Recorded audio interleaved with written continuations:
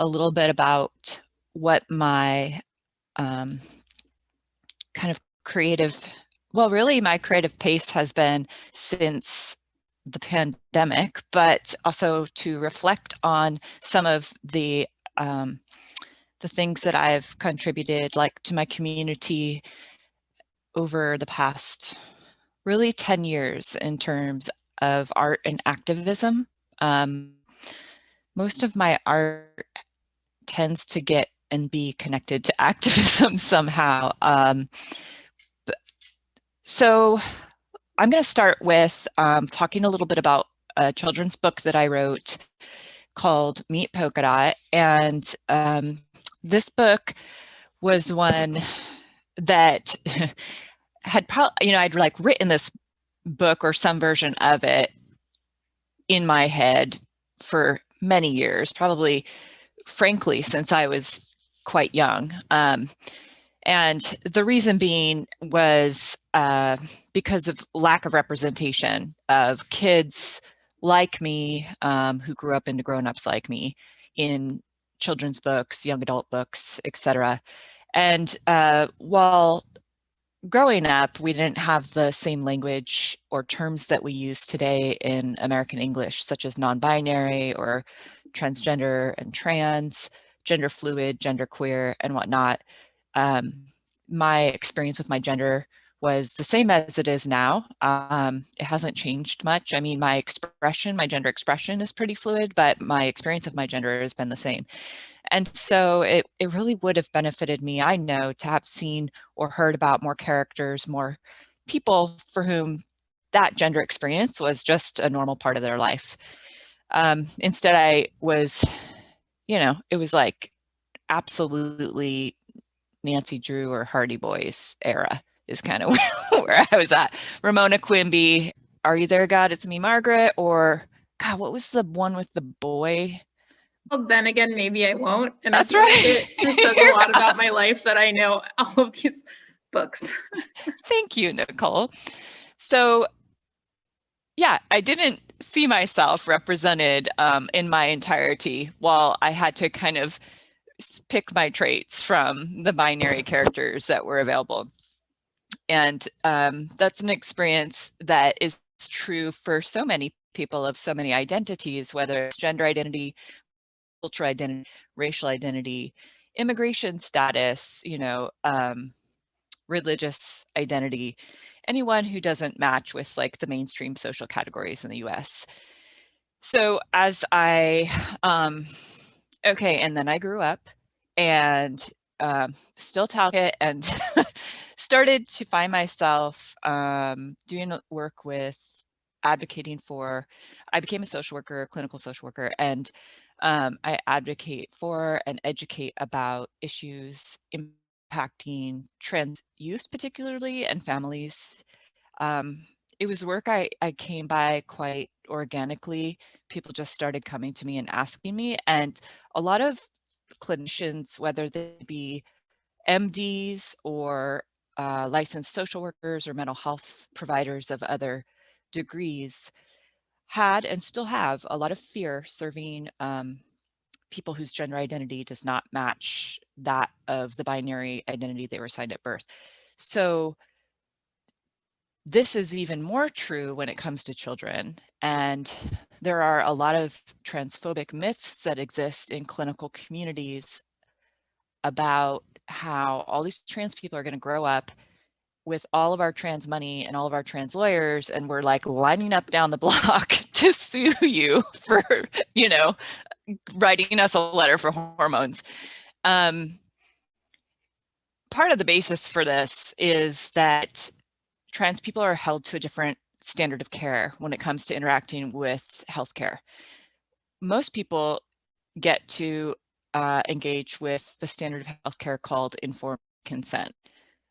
Trans people, we actually have to engage with an entirely different standard of care. And it is one that has been designed primarily by folks who are not trans, people who are cisgender, and our identities have been pathologized quite deeply, and there's a really dangerous history there. So what comes with that is a lot of a lot of myths about our bodies and about legality, and those are driven by transphobia. I don't believe those myths. I recognize them as myths. I don't have a fear of trans youth, trans people, of myself. And I am somebody who has a true belief in liberation and education. So using my social work kind of systems-based education and theory to practice bringing information to groups that could create some opening for youth to have access to more affirming care across all levels of interaction, whether that be preschool, elementary school, the doctor's office, gender confirming healthcare, you name it, name changes, etc. That kind of became my jam. And I was the go-to person for some time. What I thought would be just Olympia turned into actually quite like nationally. And then I got involved internationally with some international depathologization movements. And all of this to say, when you are ascribed expert status in anything, and each one of you here today is an expert in something, probably many things, so you can relate to this. People in your life, whether they be acquaintances, colleagues, family members, or a friend of a friend, they will start coming to you for your expert advice or your expertise, and it becomes part of your identity. But there's an assumption that that labor is free because I don't know what that assumption is. It maybe has to do with being marginalized, and your expertise isn't actually considered as valued as, you know, that of academics in well-known and peer-reviewed fields. I'm not sure, but I'm sure you can all relate to the exhaustion of folks kind of relying on you for some free something, free expert advice, you know. Nicole, I just have one more question about ceramics, or could you tell me that, you know, and it's like the adage about, you know, well, I only asked you for 10 minutes of your time, and it's like, right, it also took my lifetime to develop this skill set, and it is linked to my identity. So when people would ask or make assumptions, or even, you know, without a malicious intent, make statements that were transphobic, it was harmful to me. So I started to back away from the public figure component that came with having expertise in that field, and decided to focus instead on creating resources that were objects. Because objects have no feelings, and they can be handed to people. They can be put in the mail. Folks who have insight, or who have a wish to educate others in their family, or people who they care about, will, you know, can get their hands on this book and share it with others. Libraries have been very responsive to Meet Polkadot. And so I created this resource in response to like demand, and also as a way to move back from being like a spokesperson for trans people, because I absolutely cannot be, and to preserve my own self a bit. Like, I'm so much more than my expertise around trans issues. And yet every time I would like pick my kids up from kindergarten or fourth grade, and then it was seventh grade, there I am, like held hostage in the parking lot by another parent who is interested, and it's exhausting. So that's where this came from. I did all the illustrations. This isn't the book I set out to write. I actually wrote a book that was very different. It was called Polkadot Goes to Preschool. Polkadot Goes to Preschool is the book that I wanted when I was a kid. And it was to be the first in a series that would grow with the character Polkadot, kind of like series like, the Harry Potter books. Harry Potter doesn't stay the same age. The books age with him and his friends.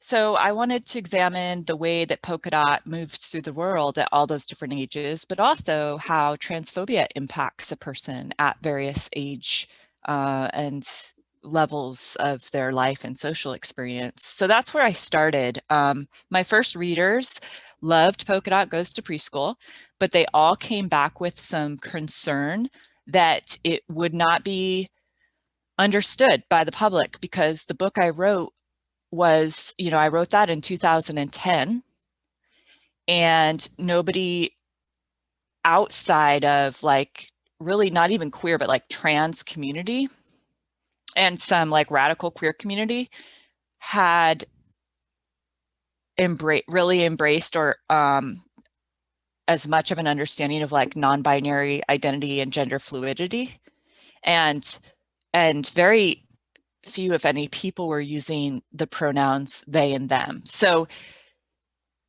it wasn't just controversial to the mainstream. It would have been, it needed a glossary. So I literally went back to the drawing board and wrote a glossary. This is the prequel. So again, it's not the book I set out to write. It became, in a sense, an introduction because I received that feedback, which was, hey, outside of your very insulated world of like trans and queer friends, and your very dear loved ones, you might not have noticed, but folks aren't using the same language you're using, and they need a bit more of an education and build up. So I wrote this. It doesn't read all the way through as a children's book does. It's very texty in places. There's intention with that. The intention being that this book will be read to children with and by grown-ups. So it exposes the people who struggle the most with expanding their understanding about gender identity, and that's grown-ups, because we've been socialized the longest in the gender binary. Exposes us to the language, the pace, the normalization of conversations about gender identity, just gender identity, right? So the characters featured are two cisgender girls, and Polkadot, a non-binary kid. Would I write it differently today? Yes. I guess that's like a struggle with being an artist or an author, is you can always go back and find little bits and pieces that you would like to change, but I think in some ways it has aged very well. This one, it finally printed in 2013, I think, and then it sold out, the first edition. Reprint came out in 2016. And actually most of the sales have been happening since like 2018. So almost like socially we're catching up with the book. And the number one feedback I get is that people are buying this for baby showers and for grandparents. So it's on like either end of the generational spectrum, which is super cute. So I'm going to show you some of the artwork. My favorite artwork is the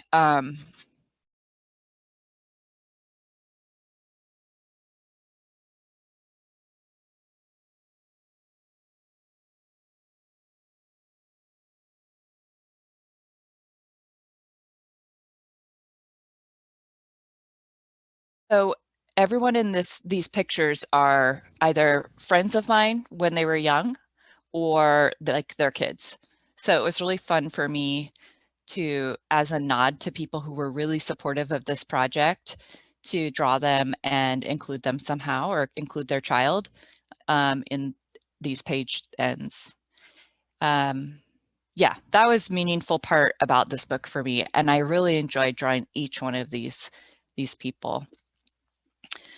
The way that I went about this artwork was like really haphazard, and that's just who I am. There was like nothing structured at all.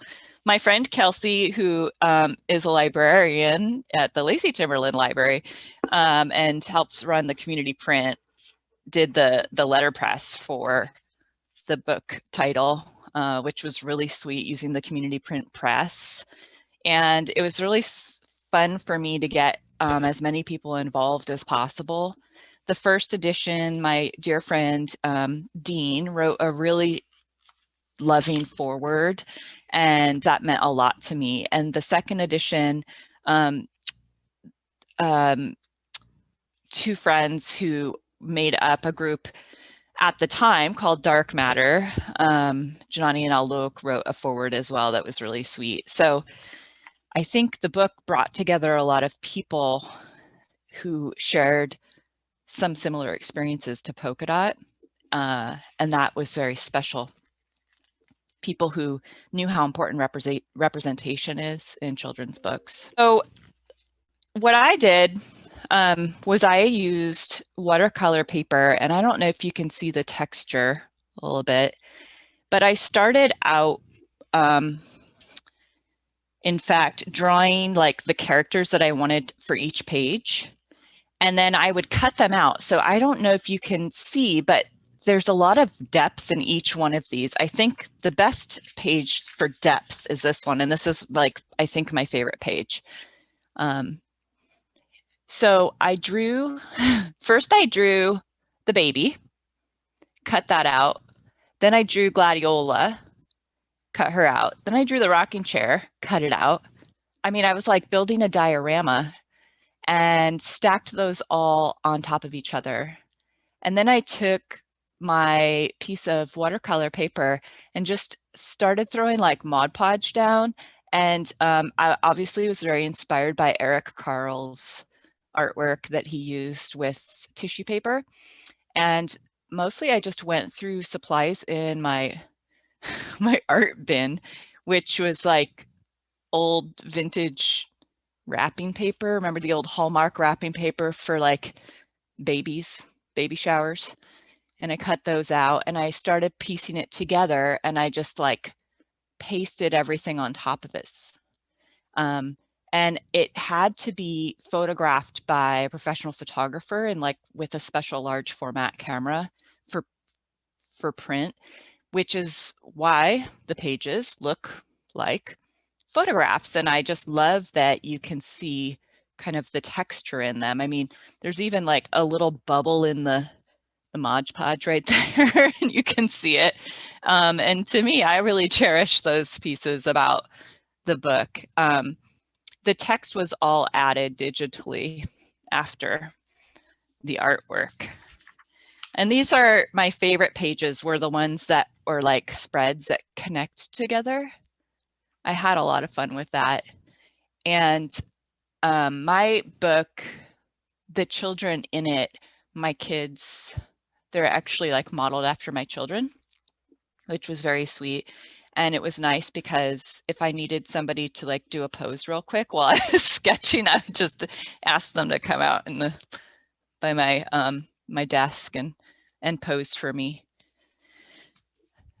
So I think that's kind of, I think one of the greatest challenges was, like I said, bringing in text that helped describe what gender identity is and tell a story about Polkadot and Polkadot's family at the same time. And to do so in such a way that a child who's being read to isn't just going to, like, you know, kids page forward. They look at the images, and if they're done, they're paging forward. So on the pages that have a lot of text, I took time to add more detailed illustrations. So there was more for the children's eyes to kind of hone in on. And then my very favorite picture in the whole book is this one. I just loved it. It turned out like so nicely. So that's my book. If you want to, you can check the book out from the library. SPSCC Library has copies of both editions, which is nice because I don't think I even have a copy of the first edition anymore. And the Timberland Regional Library has copies, and it's a fun one. The back, I used the back also to include a message so that people had access to some information about pronouns, but intentionally I did that on one of the covers because this is what people see when it's on display in a bookstore. And again, for representation, I wanted as much in people's face as possible. That brought up some challenges. I had some cataloging drama through the years with Meet Polkadot. In public libraries, cataloging is at librarians' discretion. So I would roll into a town and find that Meet Polkadot was not cataloged in the children's area, which is where I had intended for it to be. I wanted children to be able to access this book. I would ask where it was, and more often than not, it would be in this little section like behind the children's youth desk where they put the books like about your mom dying from cancer and my dad's in prison. So it was shelved with books that were, called parent and teacher resources. Thank you, Emily. Books that were being censored, and like soft censorship, your parent had to request, or your teacher had to request, with the assumption being a child needed a guide to interact with the book. And that's actually a direct contradiction to like why I wrote the book. So my kids and I went on a quest one summer and we drove around and we hit like every library branch we could find from Washington down to California, and every branch that had the book, we'd find it and then we'd reshelve it, but we'd reshelve it like on a display in the kids area. And if we could, we'd put it at like little kid height, so as many people had access to it as possible. And it was exciting. They enjoyed it. And I learned a lot about, like what I call soft censorship, because, and also just in general, also how like books can get disputed in school libraries, but not censored or pulled. My book has never been banned just because it's like not popular enough, but it's been, I think that, and Emily would know, I think it's called like, it's been disputed at just about every school. And I'm proud of that. I think that's great. I could not find any of the original artwork. I wanted to show it to you so you could see it, but it's in storage. So I put together a piece of artwork that is like the same style I used, but it's of what Polkadot would look like today. So there you go. And that's how, I create the work from the book, and we cut it out. And I just love the texture. And what I used was like, again, just regular art supplies. There's nothing fancy. I actually have, and I recommend these to everyone. These are marketed towards children, and we had them. In fact, both my kids have them, so they have their initials on them, so it doesn't become a crime when someone's using the others. But these little watercolor pencils are really fun and satisfying, and they're very vibrant. So I had a lot of success with these because with liquid watercolors, I would get extremely frustrated and I would overmix, or things would be too runny. But with these, I just had more control.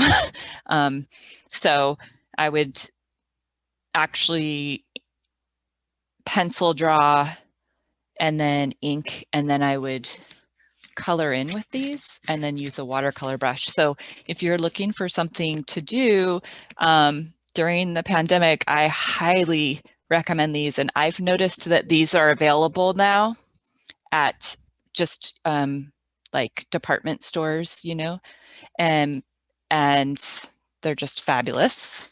So much fun. something I wanted to talk about because I am a trauma specialist, and I thought it would be interesting to maybe share some of that expertise here, is what I've been doing since the pandemic, but also like the various ways that the US has been addressing or withdrawing from this kind of national reckoning with racism, with white supremacy, and with the challenges of an administration that has been very harmful to marginalized groups, particularly harmful for many, just about everyone as well. And I've had a really challenging time. I'm still having a challenging time. And I know that part of this series that Nicole created was one way to bring people together in community as a response to not being able to come together in person, which I truly appreciate. I actually had to quit my job, and I'm home with 2 kids who are schooling online, and both my kids are having a hard time, and I think everybody is. One of my kids, so I have Tourette's, and one of my children has really severe Tourette's, and online learning did not work for them. And as you can imagine, just also like being, if you're somebody who has very visible tics, and this child has like vocal tics as well as facial tics, being on a Zoom camera, there's a focus on you that doesn't exist the same way in a larger classroom. And, that kind of compounds all of the other challenges that come with group learning in an online platform. And for some people, it's been a really great experience, which I value that. But, everything has changed here. So much of the work I've done is now freelance work. It's a lot of consultation for clinicians, for healthcare providers, for people who have or are dealing with or in helping roles and experiencing vicarious trauma. And so I was going to share with you a couple of definitions this evening, and then talk about how art and creating are resilience tools. There's vicarious trauma, which those who are particularly in like helping positions and helping professions can experience. And I'm not going to, talk too much about that because it's not a professional training, but I do want to bring up 3 different experiences that are similar. So secondary traumatic stress is the impact of indirect exposure to difficult, disturbing, or traumatic images and stories. And these can be about the suffering of humans or even animals. And for, media connected people in the 21st century, like most of us are, few of us have not been impacted in some way, or at least exposed to such images. And some of us have been exposed in real life, have, been in close proximity to disturbing or traumatic or difficult moments as well. The impact that creates, even if it's seen from a distance of a screen, is called secondary traumatic stress. And that is a real experience in which sometimes people can experience similar symptoms to PTSD. If you're somebody who has any history of trauma, secondary traumatic stress can absolutely reactivate some of that trauma. Compassion fatigue is another experience that many folks are having, and it's really normal right now. It's the profound emotional and physical erosion that takes place when helpers are unable to refuel and regenerate. If you're an educator, if you're a grandparent, if you're in any way engaged in mutual support or community activism. It's not necessarily direct service roles that means helper, you know. It could be you're the compassionate, empathetic person in your family role. But compassion fatigue really does start to erode a person emotionally, but it does and will impact a person physically also. And physical symptoms are real and very difficult. And then burnout. Burnout is a state of emotional, mental, and physical exhaustion that's caused by prolonged stress. That burnout does not have to involve a traumatic event or a trauma history. Burnout is associated with exposure and length, and that we're all coming up on burnout probably, and many of us have experienced or are experiencing secondary traumatic stress, and quite a few of us also are experiencing compassion fatigue. So all of these things can be true. I think what I want folks to understand is that this is the first time in our lifetimes that we've seen our communities, our global community, experience all these things together.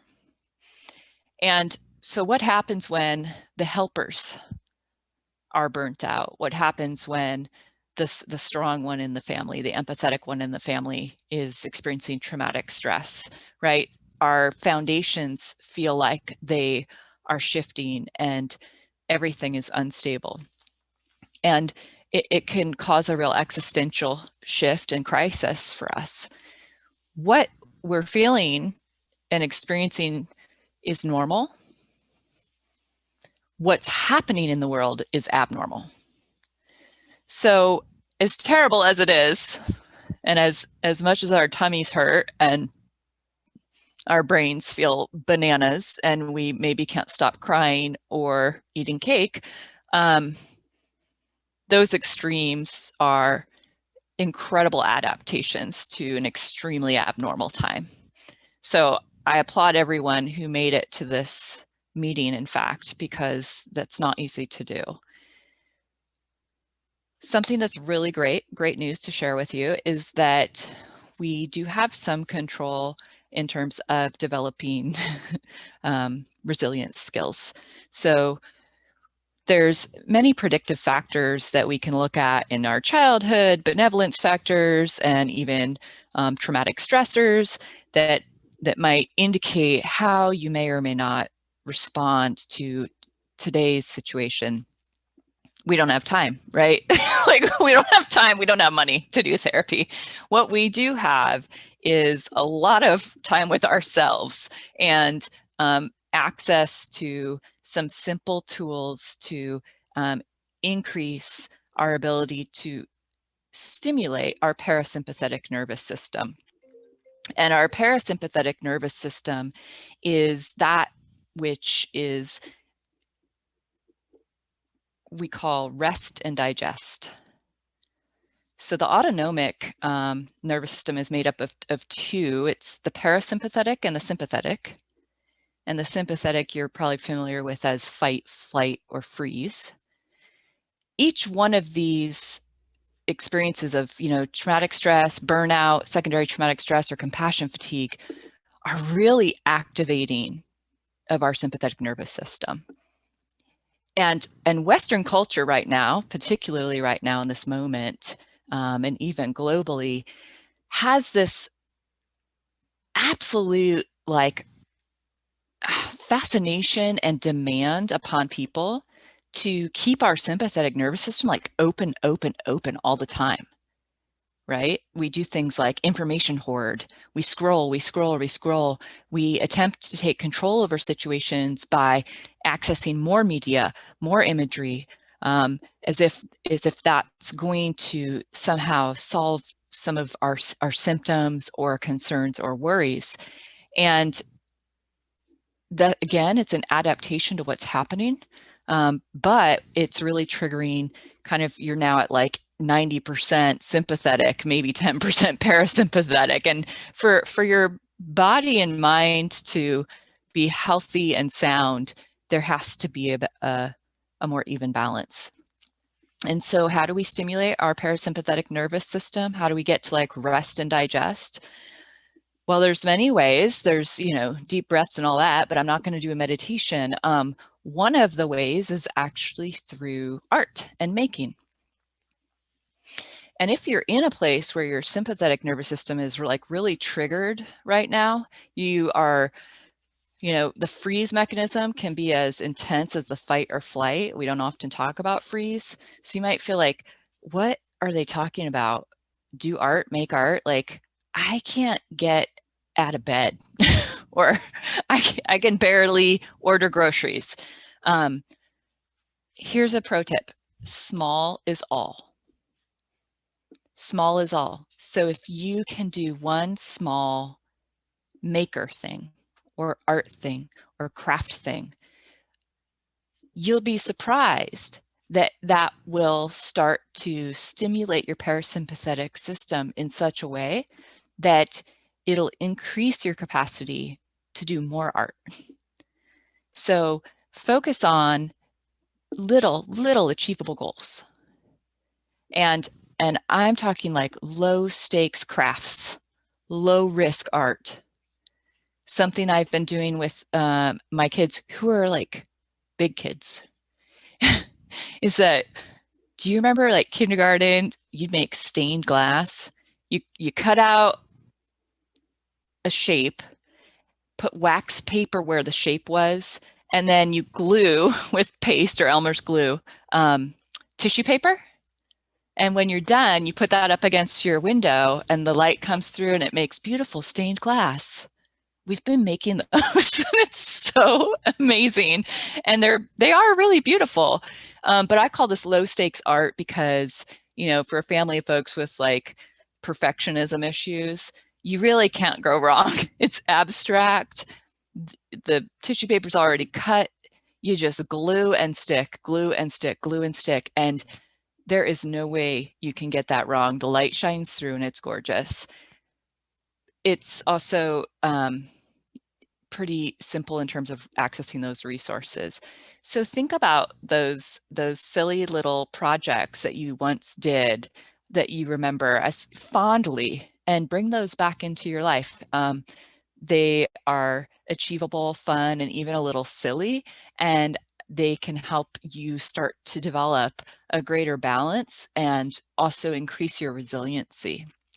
So I'll share with you some of the things that I've been doing during the pandemic before I take questions if people have them. So there's been a range of things. I hadn't, as frustrating as it was for me, like I wasn't in the streets. I had to kind of shift into, fourth generation, older Talcott version of activism, I guess, which was staying home with the kids and like isolating. So I started to make masks, and I've almost made 1,000 masks that I've made and given away, which that's one of my big goals. So I have like either find vintage fabric or just, fabric at thrift stores. And here's some masks I've made, which are really fun. And they have the little ties. Just through my Instagram, I was able to, here's a really cute one, and little ones for kids. So just through my Instagram, I was able, particularly at the beginning of the pandemic, to reach out and let Black people, Indigenous people, folks of color in our immediate community know that these masks were available for free, or for anyone who had some resource impediments to like getting a mask. And it was really good for my mental health to like, that was how I could participate in the movement building. That was like what I could give to mutual aid and support. And then other white people in my life were also able to participate in that. They would donate supplies, money, for supplies, and that all went back into me being able to make more masks to distribute. And then ultimately, when I got better at making them, I could start to create in volume and was able to like answer some calls for PPE from like the Navajo Nation, the Yakima Nation, and others as well. So it went outside of our immediate community. And something that people often overlook is that mutual support is a huge resilience builder. And especially in children, it's a benevolence factor, and it can help improve like outcomes in their adulthood when it comes to responding to traumatic events. So, you know, people say giving feels good, and it's giving's not just about me, but it does greatly increase your sense of self-concept and just participation and value is, and all of these things are critical right now, critical for mental health. Other things. So we've been working on finding ways to use the scraps from all the fabric from the masks. So my kids, and I see Susan's here and she'll be getting one for the holidays, so I'm giving this away. But anyway, the kids took these little jam jars, and I have a scrap bin, and they cut out the scraps and made Epsom salt with baking soda and calendula that we grow and harvest, and some lavender. So they made like little bath soaks, and these make one excellent bath with a darling little top. So there's that one. That one's really cute. And that. And all of these things really I'm showing you just to say, look around your house, look around at what you have, make things for yourself, not just for others.